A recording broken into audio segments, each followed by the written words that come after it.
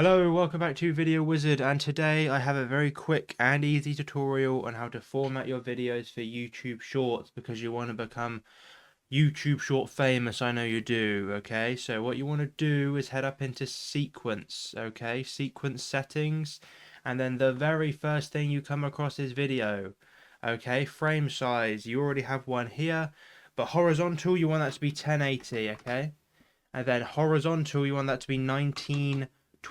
And what this is going to do is it's going to make your screen so it's fit for a smartphone, okay?